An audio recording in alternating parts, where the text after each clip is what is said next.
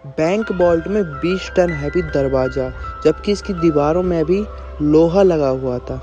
बनाने वालों को इस पर इतना विश्वास था कि इन्होंने बैंक वॉल्ट में सिक्योरिटी अलार्म तक नहीं लगाया, क्योंकि इसको अनब्रेकेबल वॉल्ट कहा जाता था। इनका भ्रम तो तब टूटा जब लुटेरों ने एक मास्टर प्लान बनाया और पूरे 27 घंटों तक इस वॉल्ट के अंदर छुपे रहे। इनका मास्टर प्लान क्या था और ये हिस्ट्री की सबसे बड़ी बैंक रॉबरी क्यों मानी जाती, आइए हम जानते हैं। ये बात 19 जुलाई 1976 मंडे के दिन सुबह फ्रांस के शहर निस में सोसाइटी जनरल नाम की बैंक में स्टाफ का आना जाना शुरू हो चुका था। आज के दिन से पहले ये बैंक दुनिया का सबसे सिक्योर और सबसे मजबूत वॉल्ट रखने वाला बैंक माना जाता था। हुआ कुछ यूँ था कि रूटीन के हिसाब से सारे स्टाफ के मेंबर्स वॉल्ट को खोलने के लिए गए। ये एक बहुत ही हैवी दरवाज़ा था जिसमें एक बहुत ही कॉम्प्लिकेटेड लॉक लगा हुआ था। स्टाफ मेंबर्स ने लॉक का कॉम्बिनेशन लगाया, लेकिन उसके बाद भी लॉक नहीं खुला। वैसे तो ये दरवाज़ा पहले भी कई बार परेशान कर चुका था, क्योंकि इसका वजन 20 टन था। मोस्टली ये फंस जाता था, तो बैंक वालों को इस बार भी लगा कि ये फंस गया होगा, इसलिए नहीं खुल पा रहा है। तो उन्होंने वॉल्ट बनाने वाली कंपनी को कॉल किया। फिर आधे ही घंटे बाद कंपनी के एक्सपर्ट्स वहाँ पर आ गए और दरवाज़ा खोलने की कोशिश करने लगे, लेकिन इस बार कंपनी के एक्सपर्ट से भी दरवाज़ा नहीं खुल पा रहा था। उन्होंने कई बार कोशिश की, लेकिन इसका दरवाज़ा नहीं खुल पा रहा था। अब ये बात बहुत सीरियस हो चुकी थी, क्योंकि कस्टमर्स की अब तक लाइन लग चुकी थी। अब पूरे 3 घंटे की मेहनत के बाद आखिरकार डिसीजन लिया गया कि वॉल्ट की दीवार में ड्रिल करके एक छेद बनाया जाएगा, जिसकी मदद से देखा जाएगा कि अंदर क्या प्रॉब्लम है, डोर क्यों नहीं खुल पा रहा है।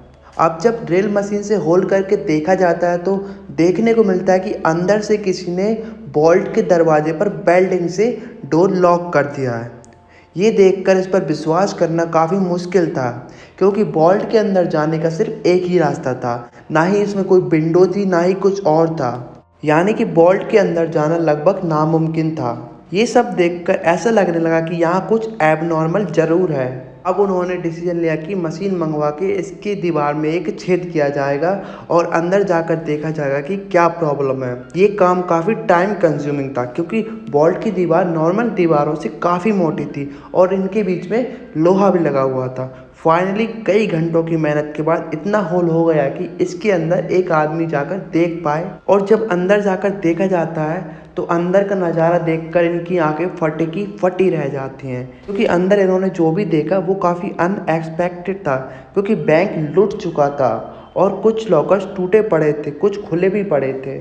सबसे इंटरेस्टिंग बात थी कि वॉल्ट की दीवार पर पेंट स्प्रे से कुछ लिखा हुआ था, जिसका इंग्लिश ट्रांसलेशन होता है without arms, without head and without violence. साथ ही उन्हें वॉल्ट की ज़मीन पर टनल बना दिखता है।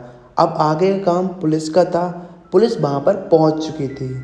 लुटेरे पैसों, गोल्ड ब्लॉक्स के साथ साथ 4000 में से 400 सेफ बॉक्सेस तोड़कर फरार हो चुके थे। जो टनल उन्होंने खोदा था वो शहर के सबसे बड़े नाले में से निकल रहा था। वहाँ पुलिस को काफ़ी सबूत मिले, जिसमें टूल्स और 27 गैस सिलेंडर भी थे, जिसकी मदद से लुटेरों ने वेल्डिंग टॉर्च जलाई होगी। साथ ही ताज़ी हवा के लिए वेंटिलेशन इक्विपमेंट और लगभग 1 किलोमीटर लंबी इलेक्ट्रिकल केबल भी मिली। ये लूट लगभग $20 मिलियन, जिसकी आज कुल कीमत $110 मिलियन या 900 करोड़ इंडियन रुपीस है। ये ना सिर्फ सेंचुरी की सबसे बड़ी बैंक लूट थी, बल्कि इस पुलिस इन्वेस्टिगेशन को भी फ्रेंच की सबसे बड़ी इन्वेस्टिगेशन का दर्जा प्राप्त है। अब ये बात पूरी दुनिया में फैल चुकी थी, जिससे बैंक की रेपुटेशन को तो काफ़ी नुकसान हुआ ही था, साथ ही फ्रेंच पुलिस के लिए भी काफ़ी अफसोस की बात थी। अगले कई महीनों तक पुलिस ने काफ़ी इन्वेस्टिगेशन की, आसपास के लोगों को भी पकड़ा, बैंक स्टाफ से भी इंटेरोगेट किया, लेकिन लुटेरों का कोई भी सबूत नहीं मिल पाया। फिर 3 महीनों के बाद अक्टूबर 1976 में पुलिस को एक बहुत बड़ी लीड मिली। लुटेरों के ग्रुप का एक मेंबर अपनी ही गर्लफ्रेंड की टिप पर पकड़ा गया। पहले तो वो मान नहीं रहा था, लेकिन जब पुलिस ने उसकी अच्छे से मालिश की तो वो फट पड़ा और पूरी गैंग का नाम ले पड़ा। पुलिस के लिए ये बात हजम कर पाना काफ़ी मुश्किल हो रहा था, क्योंकि ये गैंग छोटी मोटी चिंदी चोरियों के लिए फेमस हुआ करती थी। इतनी बड़ी बैंक लूट इन्होंने की, ये उनके लिए मान पाना काफ़ी मुश्किल था। इस प्लान का मास्टरमाइंड कोई और ही था। इंटेरोगेशन में पुलिस को इस गैंग ने एक आदमी का नाम बताया, जिसका नाम था एल्बर्ट। एल्बर्ट एक फोटोग्राफर था। जब पुलिस ने इसको अरेस्ट किया तो ये कहीं से भी क्रिमिनल नहीं लग रहा था। Simple dressing, simple life style और शहर से काफ़ी आउट में एक छोटे से घर में रहता था। जब इसके आस पड़ोस के लोगों से पता किया गया तो सबने यही कहा, एल्बर्ट एक सीधा साधा फोटोग्राफर है जो अपने काम से काम रखता है। लेकिन एल्बर्ट के बारे में पुलिस जो सोच रही थी वो उससे पूरा उल्टा था। उसने फौरन पुलिस के सामने कन्फेस किया कि बैंक हाइस्ट का मास्टरमाइंड वही है। पुलिस के लिए ये केस लगभग सॉल्व हो चुका था, लेकिन ये तो सिर्फ स्टार्टिंग थी। एल्बर्ट ने कहा कि उसने सबसे पहले इसी बैंक में एक लॉकर लिया और बहाने से जाकर बाकी सारी चीज़ों की फ़ोटोज़ कैप्चर करता था। उसने पहले अपने ही लॉकर में एक अलार्म क्लॉक रखा, जिसका टाइम उसने रात का सेट किया। जब अलार्म के बजने पर कोई भी अलर्ट नहीं हुआ और ना ही कोई सिक्योरिटी अलार्म बजा, तो एल्बर्ट को कन्फर्म हो गया कि वॉल्ट के अंदर कोई भी सिक्योरिटी सिस्टम नहीं लगा हुआ है। फिर वो इंजीनियर बनकर सिटी गवर्नमेंट के ऑफिस गया और शहर का नक्शा निकलवाया। इस मैप में नाले की लाइन कहाँ और बैंक से कितना दूर है इसका अंदाज़ा लगाया। फिर उसने कैलकुलेशन की तो करीबी नाले से 26 फुट का टनल खोदने पर वो सीधा बैंक वॉल्ट में निकल सकता है, और इस काम के लिए उसे काफ़ी मेहनत की ज़रूरत पड़ती। इसलिए एल्बर्ट ने शहर के एक गैंगस्टर से कांटेक्ट किया, उसको सारा प्लान बताया। गैंगस्टर ने अपने आदमियों को इस काम पर लगा दिया। टनल को खोदने में लगभग 2 महीने लग गए, क्योंकि इस काम को बिना किसी मशीन के और सिर्फ रात में ही किया जा रहा था, जब बैंक में कोई नहीं होता था। रात के समय एल्बर्ट पूरा ध्यान रखता था कि आवाज़ किसी भी तरह से बाहर ना जा पाए। फिर 18 जुलाई सैटरडे और संडे वाली रात को ये लोग वॉल्ट के अंदर पहुंच जाते हैं। अगले 27 घंटों तक ये वहाँ पर आराम से लूट मार करते हैं। इसी टाइम उन्होंने वहाँ पर लंच भी किया और डिनर भी किया। जाते जाते ये फेमस वर्ड भी लिख गए।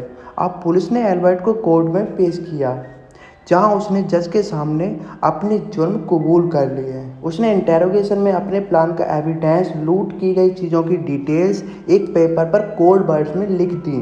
उसका कहना था कि ये एविडेंस वो सिर्फ जज को ही देगा और जज ही इन कोर्स को पढ़ पाएगा। इस काम के लिए जज ने एल्बर्ट को अपने कमरे में बुलवाया। एल्बर्ट ने वो पेपर जज के हाथों में दे दिया, जिस पर सिटी का मैप बना हुआ था। जज मैप को समझने में लगे ही थे कि एल्बर्ट ने कमरे की खिड़की से छलांग लगा दी। कमरा फर्स्ट फ्लोर पर था और छलांग लगाते ही एल्बर्ट कार की छत पर गिर जाता है और तुरंत खड़ा होकर एक बाइक जो कि पहले से उसका इंतजार वहां पर कर रही थी, उस पर बैठकर वहां से फरार हो जाता है। पुलिस की पूरी कोशिशों के बाद भी वो फिर से पकड़ा नहीं हुआ। उसका इंटरव्यू कई सालों बाद इटली के एक टीवी शो पर ब्रॉडकास्ट हुआ, जिसमें उसका कहना था कि मुझे 12 साल की एज से ही खजानों का बहुत बड़ा शौक था और मैंने ये शौक इस मनी हाइस्ट से पूरा किया। ऐसा समझ आता है कि वो इस इंटरव्यू से फ्रेंच पुलिस को चिढ़ा रहा हो। इसके बाद एल्बर्ट कहाँ गया, ये मिस्ट्री आज तक सॉल्व नहीं हुई। 1989 में एल्बर्ट की मृत्यु हो गई। उसकी माँ का कहना था कि उसकी डेड बॉडी उसके घर के सामने कोई छोड़ गया। आई होप आपको ये वीडियो पसंद आया होगा। अगर आपको वीडियो पसंद आया तो वीडियो को लाइक कर देना और चैनल को सब्सक्राइब कर देना। Thank you.